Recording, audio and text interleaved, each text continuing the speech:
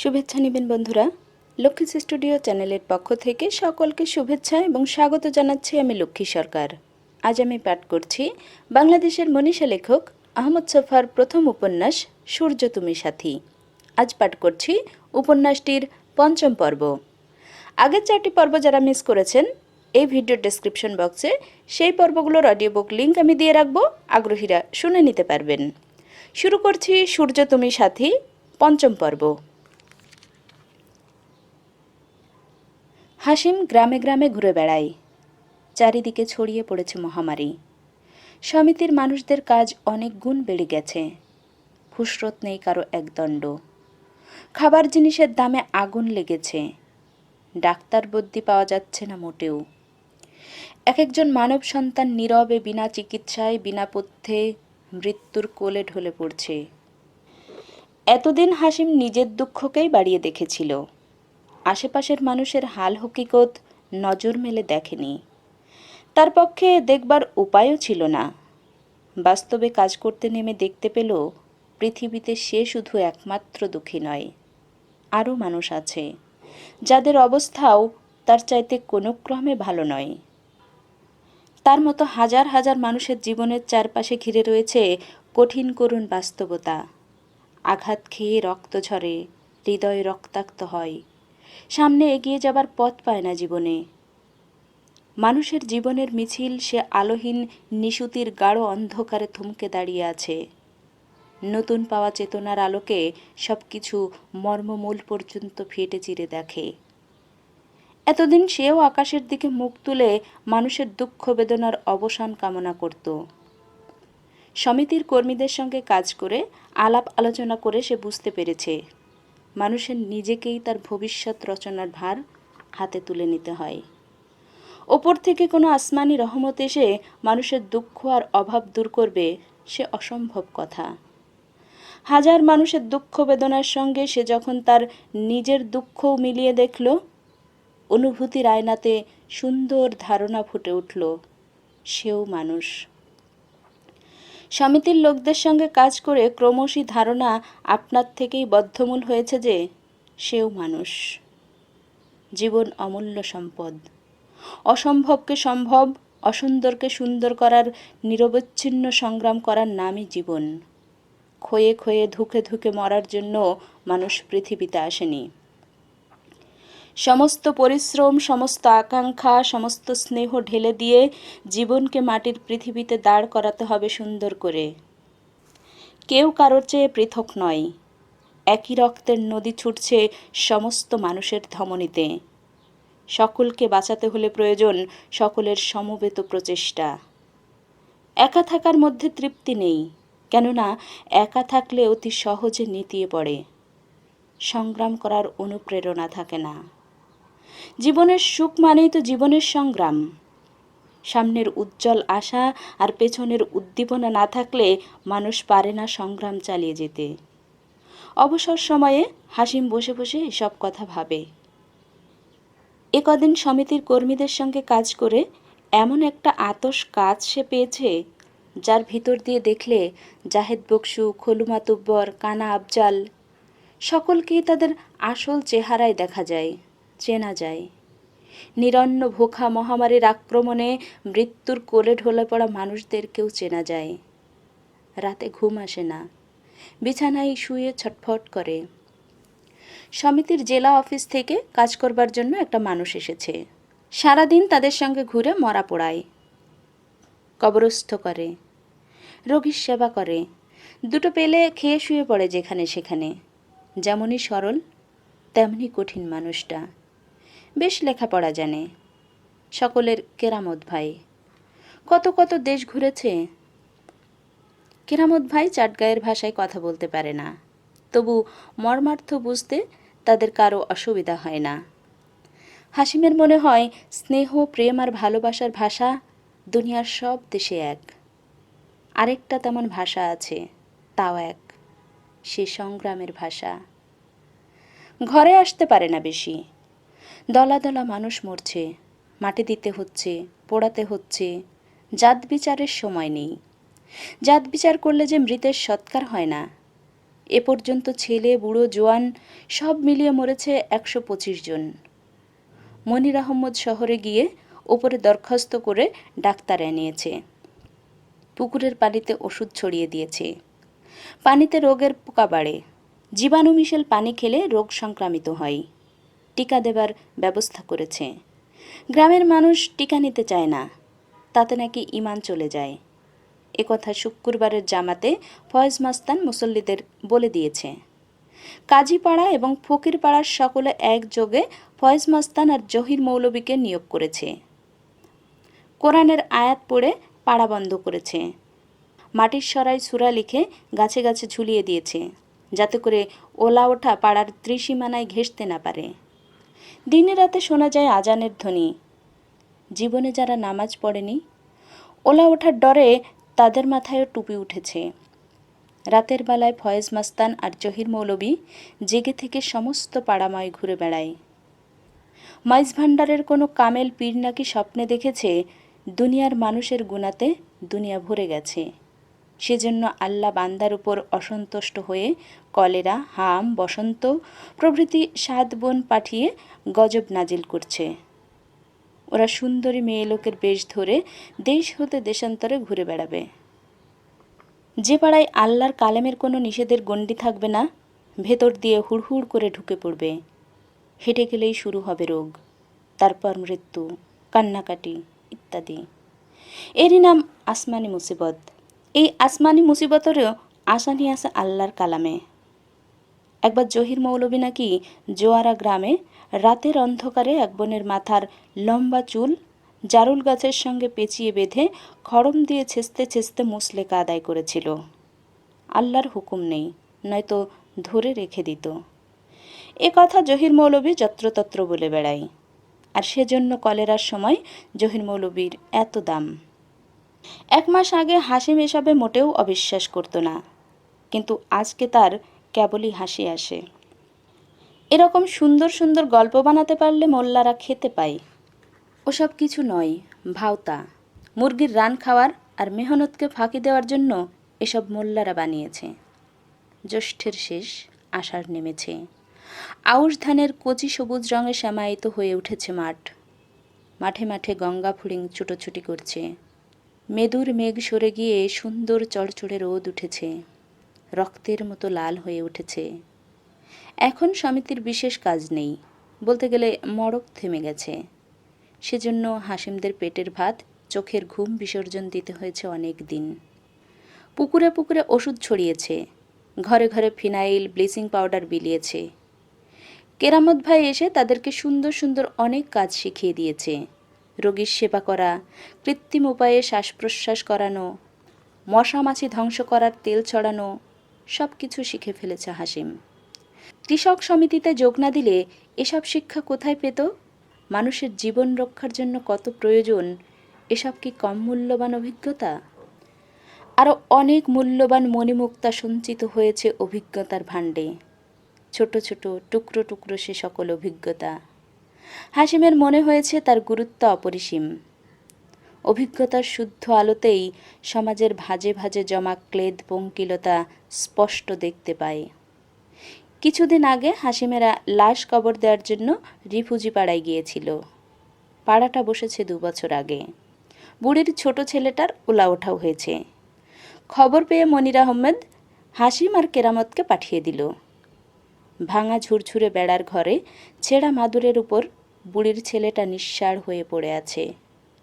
সারা ঘরে ভনভন করে উঠছে বড় বড় মাছি। রোগী পায়খানা প্রস্রাব সব কিছু করে একাকার করে ফেলেছে। বদবুয়ের জন্য কাছে এগুনো যায় না, সে অসহনীয়। বদবুকে অগ্রাহ্য করে বুড়ি মৃত্যুকল্প সন্তানের শিওরে বসে আছে। চোখে মুখে আতঙ্ক, ক্লান্তি, শোক একসঙ্গে বাসা বেঁধেছে। হাসিমেরা সে ময়লা পরিষ্কার করছিল। মনির আহমদ ডাক্তার এনে চিকিৎসা করে মৃত্যুকল্প বালককে বাঁচিয়ে তুলেছিল। 3 দিন হাসিমকে বুড়ির সঙ্গে সঙ্গে রোগীর বিছানায় বসে কাটাতে হয়েছে। 4 দিনের দিন চোখ মেলে তাকিয়েছিল রোগী। সন্তানকে চোখ মেলতে দেখে বুড়ির 2 চোখে অশ্রুর ধারা নেমেছিল। অথচ বুড়ির চোখ এতদিন ছিল আশ্চর্য রকম শুকনো। এ ভাবান্তর দেখে হাসিম অবাক হয়ে গেল। সন্তান ভালো হয়ে উঠেছে, এতে কাঁদবার কি থাকতে পারে? বুড়িকে জিজ্ঞেস করেছিল সে কেন কাঁদছে। জবাবে বলেছিল, বাপজান, কেন কাঁদছি তোমাকে বোঝাতে পারবো না। মানুষ কেন কাঁদে তা কি বোঝাবার? তবু হাসিমের দরদি মন বুঝতে চেয়েছিল।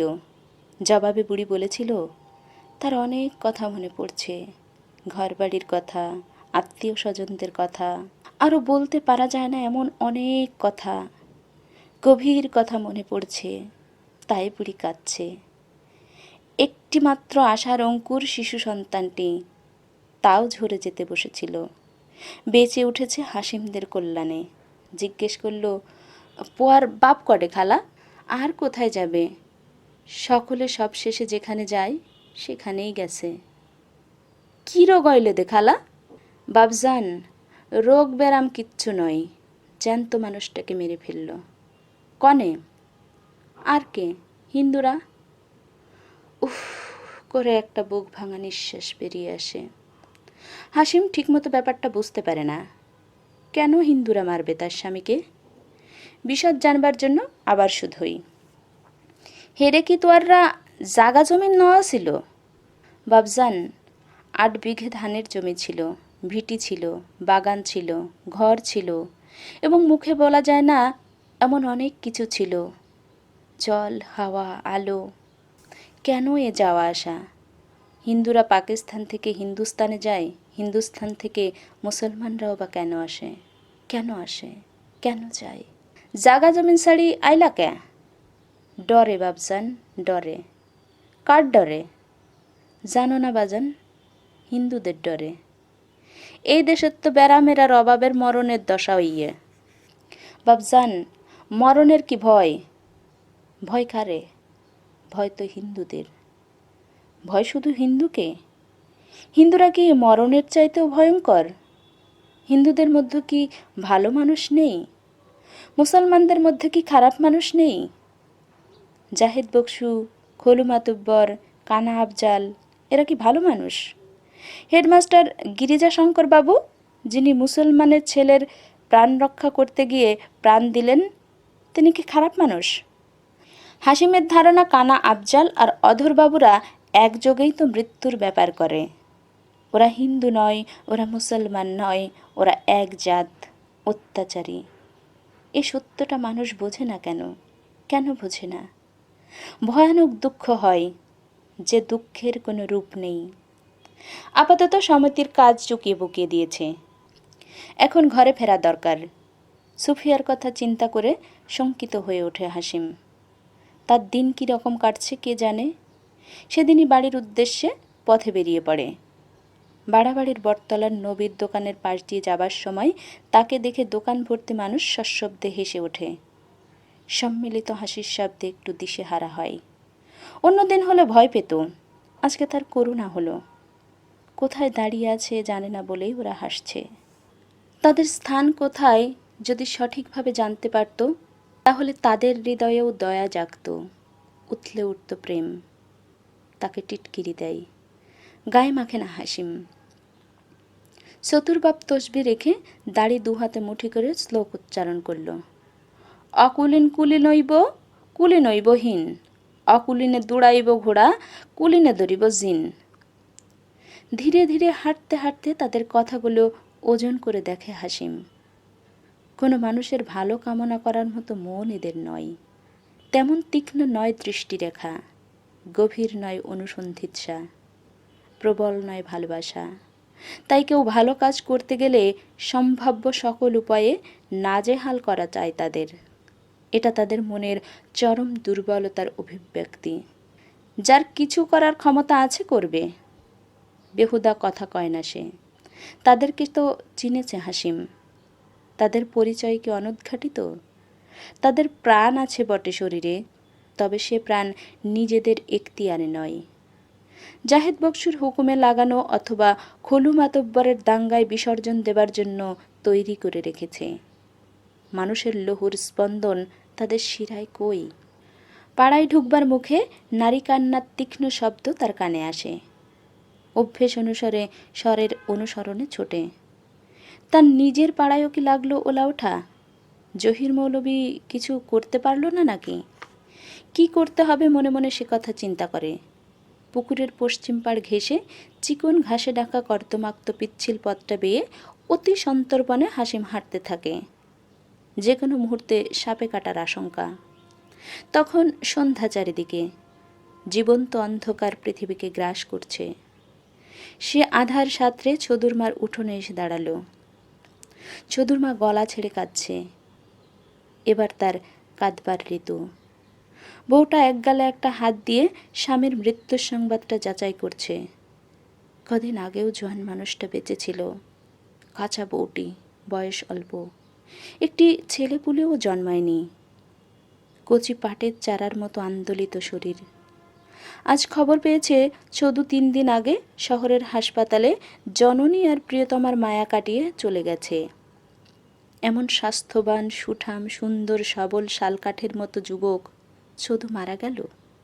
আহারে আহারে!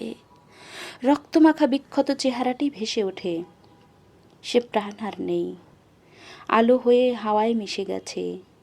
কলজের ভিতর কে যেন সাঁড়াশি দিয়ে টানছে। বউটা পানি ফেলছে দু চোখের।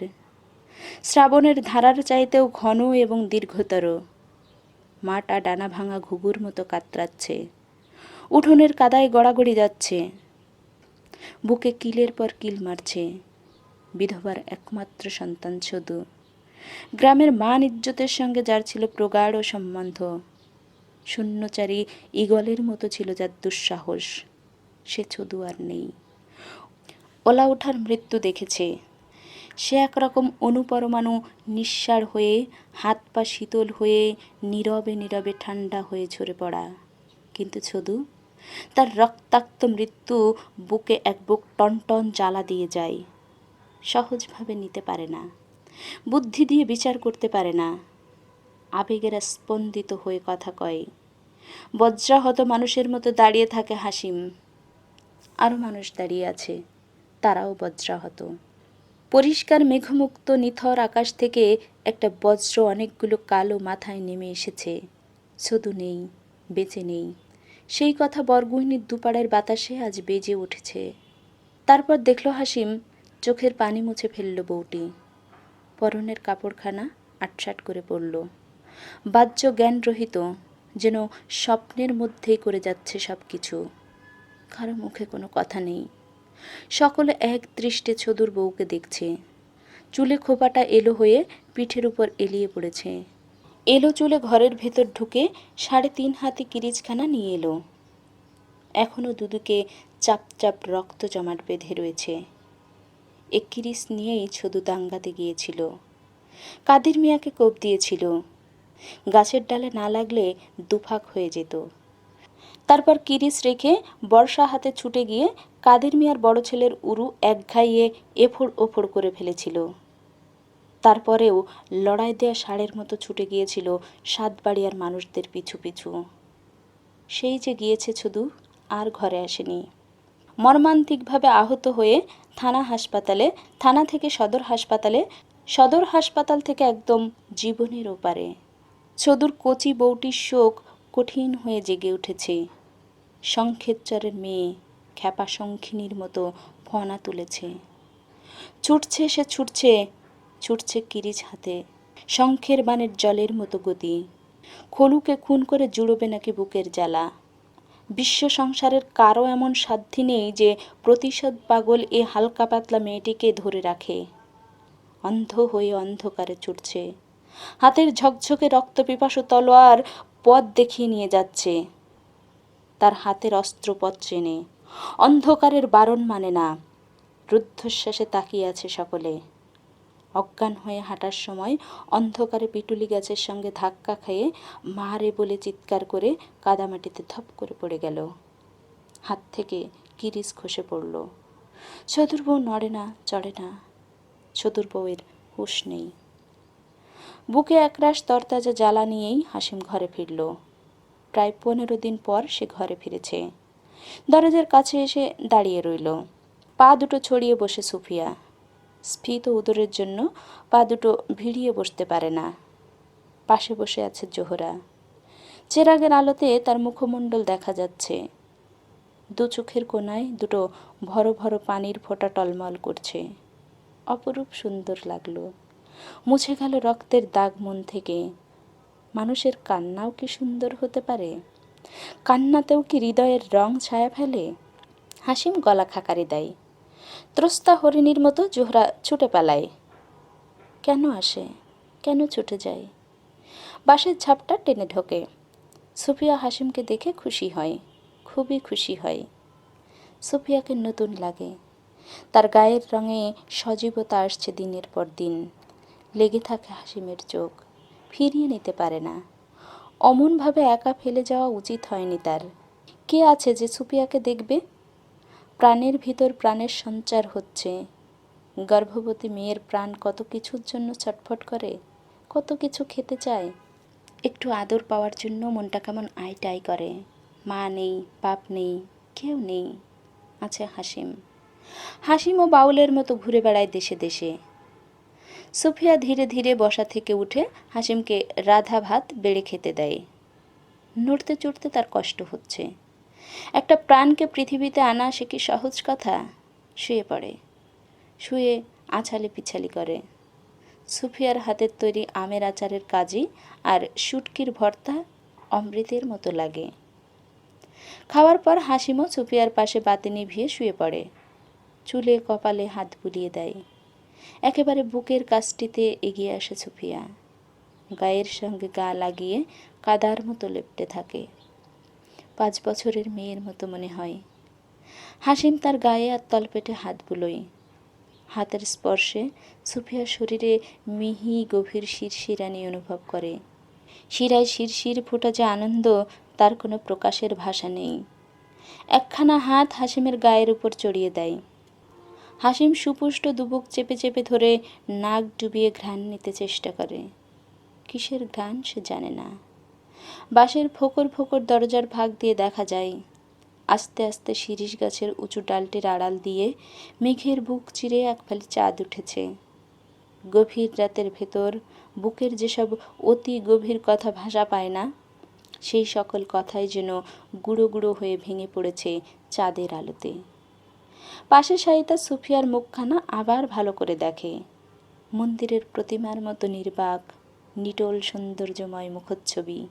অতি সন্তর্পণে যেন উদরস্থ সন্তানকেও ফাঁকি দিয়ে একটা চুমু খায় মুখে।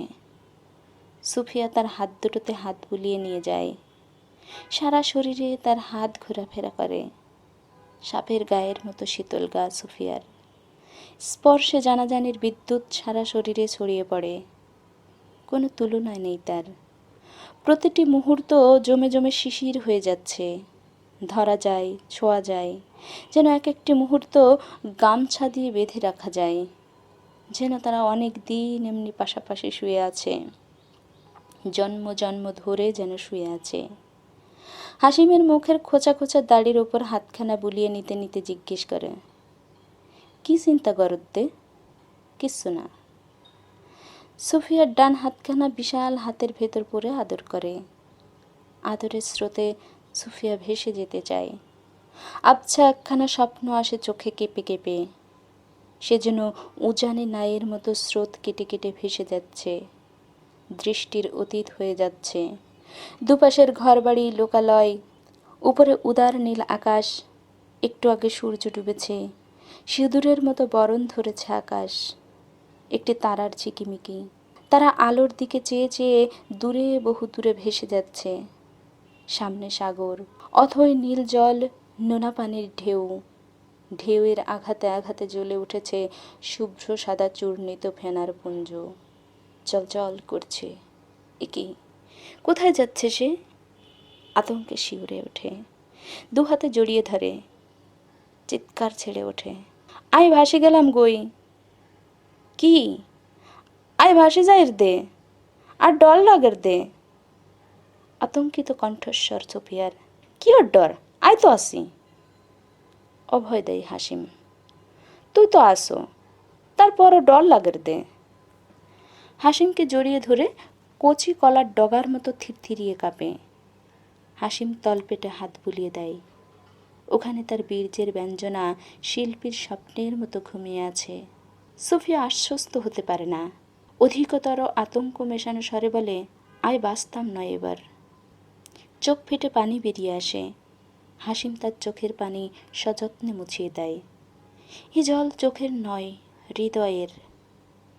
এইবার পয়লা কিনা হিতার লয় ডর লাগরে দে। কিছু অয়ত নয়, ডরের কিছু নাই।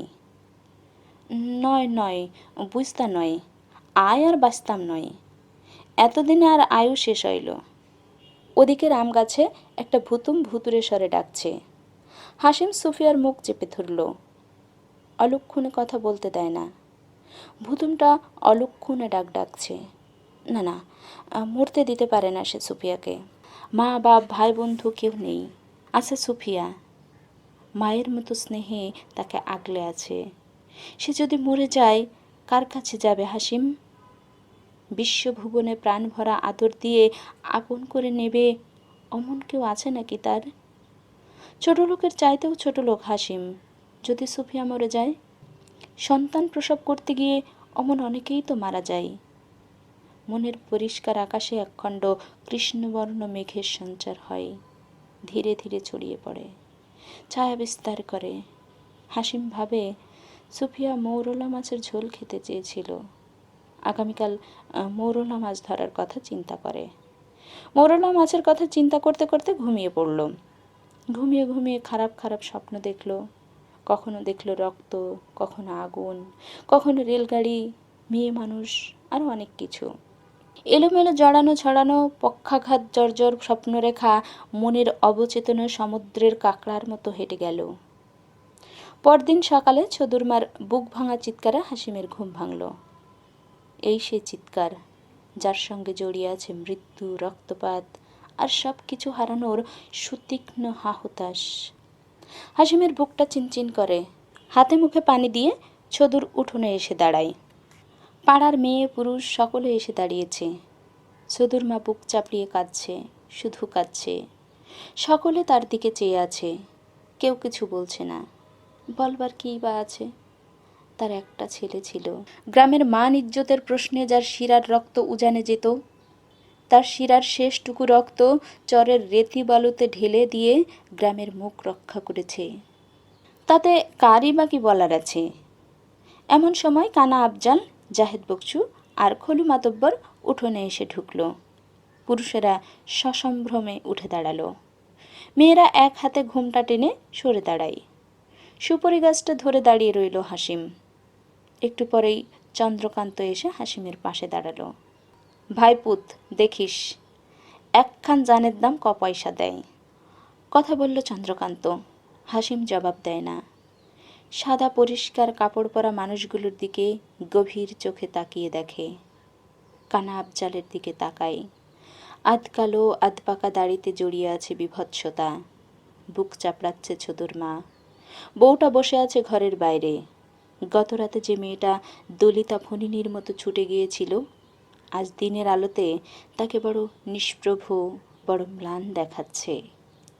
রাতের অন্ধকারে জেগে ওঠা সুতীব্র প্রতিহিংসার তরঙ্গ কি রাতের অন্ধকারেই বিলীন হয়ে গেল? অধমুখে বসে আছে ছদুর বউ। কলা গাছের আড়াল দিয়ে দেখা যাচ্ছে তার চুপসে যাওয়া মুখমণ্ডল। হাসিমের কেমন গলা ছেড়ে কাঁদতে ইচ্ছে করে।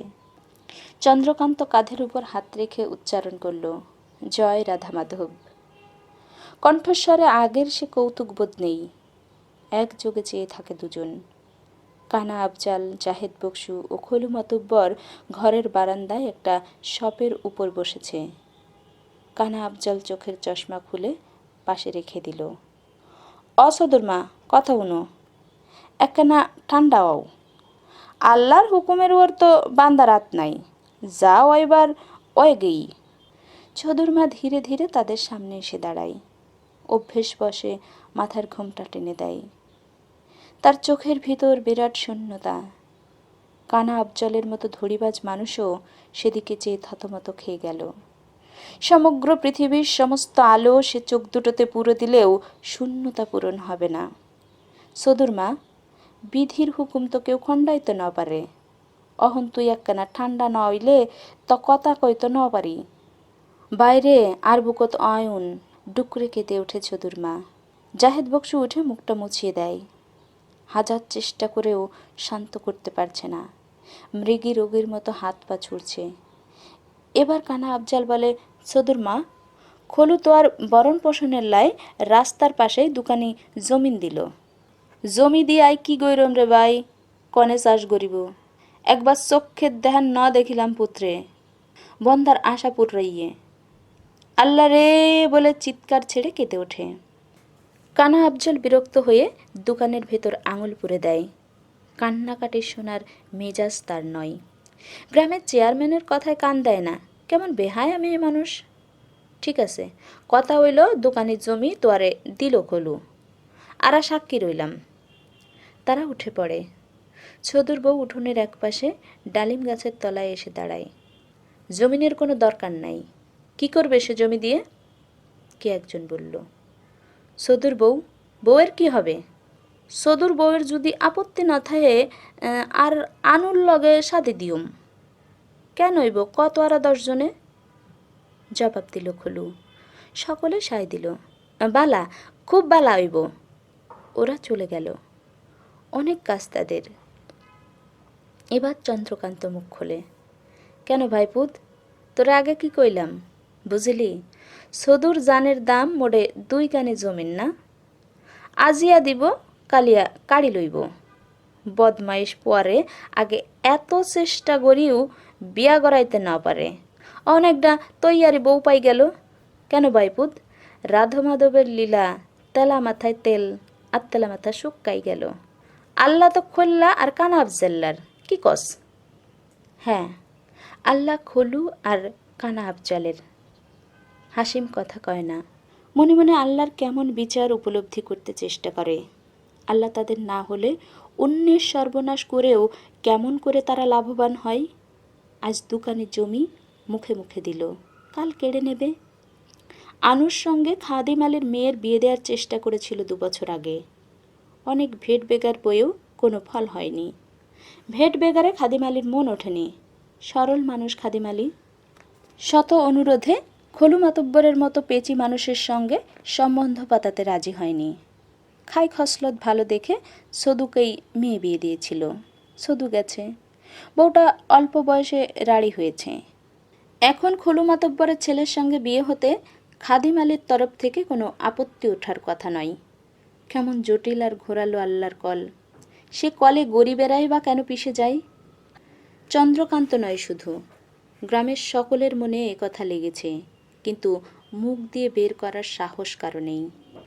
বুকের কথা মুখে বলতে পারে না কেন মানুষ? কেন মানুষ মুখ ফুটে অত্যাচারকে বলতে পারে না অত্যাচার? এই সকল মৌলিক প্রশ্ন হাসিমকে ভয়ানকভাবে খোঁচায়। 1-2 করে মেয়ে পুরুষ চলে যেতে থাকে। তাদের দৈনন্দিন কাজ আছে, যা হবার হয়ে গেছে। চন্দ্রকান্ত আর হাসিমও চলে আসে। কিছুদিন পর শুনতে পেল কানা আফজাল আর জাহেদ বক্সু খুব ঘন ঘন সাতবাড়িয়ায় যাওয়া আসা করছে। খবর শুনে চট করে অনুমান করে নিতে অসুবিধা হয় না হাসিমের। খলু এবারও কোনো নতুন চাল চেলেছে। একদিন বাগিচার হাট থেকে আসবার সময় দেখতে পেল খাড় দিঘির উঁচু পাড়ে মিলিটারি বটগাছ তলায় বসে কানা আফজাল, খলু বক্সু এবং কাদির মিয়া চুপি চুপি আলাপ করছে। 1.5 মাস আগে দাঙ্গা করেছে খলু আর কাদির মিয়া। দাঙ্গায় একজন মানুষ প্রাণ দিয়েছে, চোদুর মতো অমন একজন মানুষের প্রাণ। এখনও চরের মাটি সে রক্তের সবটা শুষে নিতে পারেনি। এখনও প্রতিদিন বালুচরে সূর্যালোকে ঝিলিমিলি যা জলে, সে কি চোদুর রক্ত নয়? চোদুর মার কাঁচা শোক এখনও পূরণ হয়নি। এরই মধ্যে খলুর সঙ্গে কাদের মিয়ার আপোষ হয়ে গেল কেমন করে? 3 বছরের শত্রুতা কোথায় গেল? এ কেমন করে সম্ভব? কেরামত ভাইয়ের চোদুর কথা মনে পড়ে। কেরামত ভাই বলে, পূর্ণিমায় চোরেরা যত ঝগড়া, যত মারামারি করুক না কেন, অমাবস্যার জ্যোতে সকলে একজাত। মহিষের শিং হানতে সোজা, তেমনি দুনিয়ার অত্যাচারীরা একজাত। সেদিনই সাঁঝের বেলা কাজীপুকুর থেকে পানি ভরে নিয়ে যেতে দেখল জোহরাকে। জোহরার চোখ মুখ ঘিরে আছে বিষণ্ণতা, করুণ, ম্লান। চেতনার গভীর শেকড় প্রসারিত করেছে। তার চোখের কোণে কালি পড়েছে। চিন্তার কৃষ্ণ সরীসৃপেরা কুরে কুরে খাচ্ছে তার হৃদয়। সে কৃষ্ণবর্ণ হৃদয়ের ছবি সারা মুখে আভাসিত। বড় মায়া হয়, বড় দুঃখ জাগে হাসিমের। জোহরার অনেক দুঃখ, অনেক ব্যথা, অনেক ভাবনা। একপাশে কলসি কাঁখে সরে দাঁড়ায় তাকে দেখে। হাসিমকে কি যেন বলতে চাই, দু চোখে কি একটা প্রশ্ন ফুটি ফুটি করেও ডুবে গেল। বুকের ব্যথা কি চোখের দুটো মণিতে ঝিকিয়ে ওঠে? কি আবেদন জানাতে চায় জোহরা বোবা চোখের নীরব ভাষায়? হঠাৎ কেঁপে উঠে মাটির কলসিটা হাতের বলয় থেকে খসে পড়ে ভেঙে যায়। বমি করতে চায়, কিন্তু বমিতে উগরানো যাবে না। গলার কাছে কি একটা বাধা। কিসের বাধা হাসিমের জানা, কিন্তু জোহরা কেমন করে সে কথাটি বলবে? পারে না কি কোনো মেয়ে মানুষ?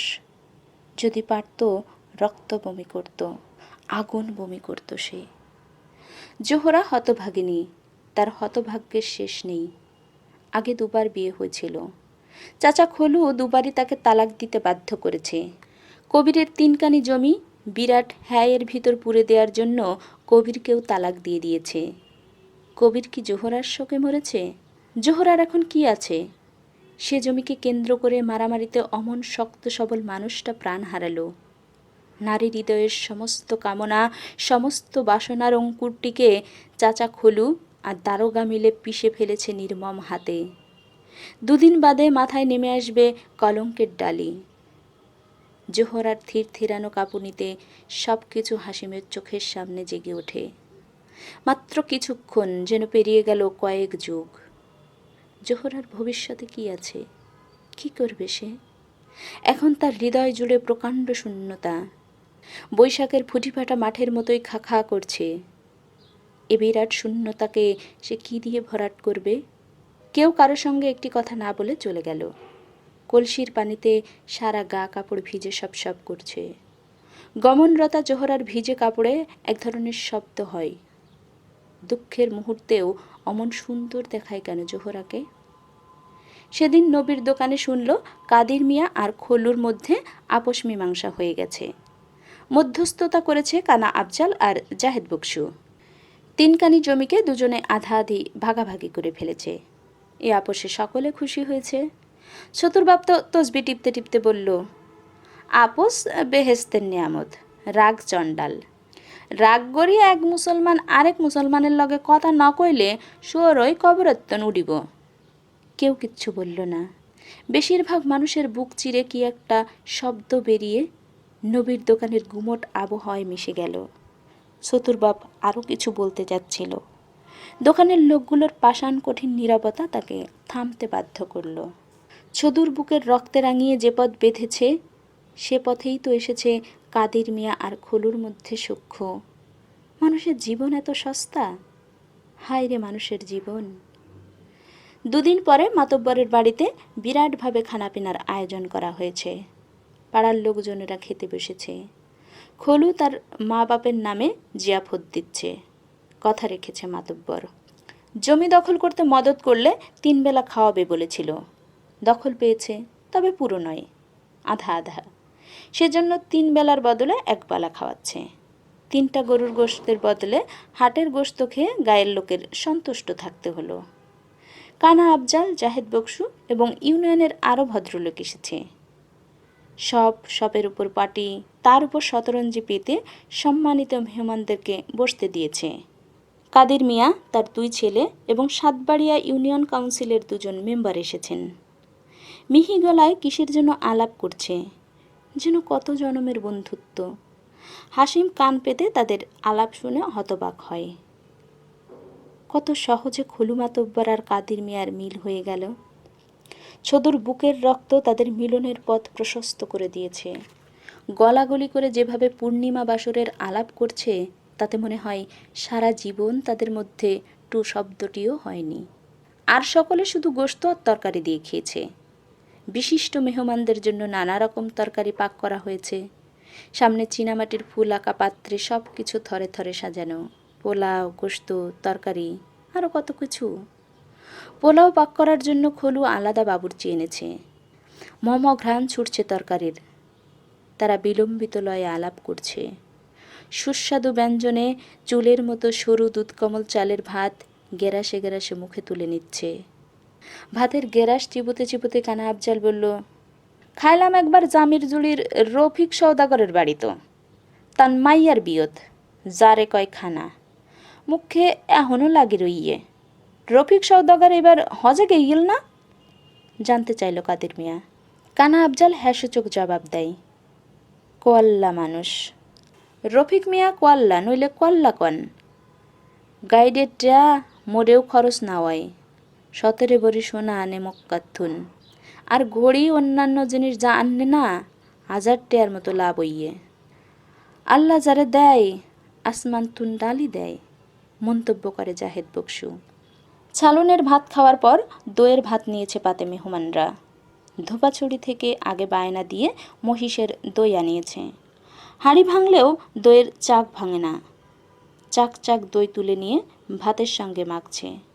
পানি দিয়ে মেঠো করে নিচ্ছে ভাত, চিনি মাখছে ভাতে। এমন সময় রাতের বুকে তীব্র ছুরি হেনে জেগে ওঠে ছদুরমার বুক ভাঙা কান্না। অপুত্রে! এ অভাবিত ক্রন্দনে তারা চকিত হয়। একে অন্যের মুখের দিকে তাকায়। ভাত মাখা বন্ধ হয়ে গেছে, হারিয়ে ফেলেছে গল্পের সূত্র। কিছুক্ষণ পর আবার গেরাসে গেরাসে মুখে তুলে দেয়।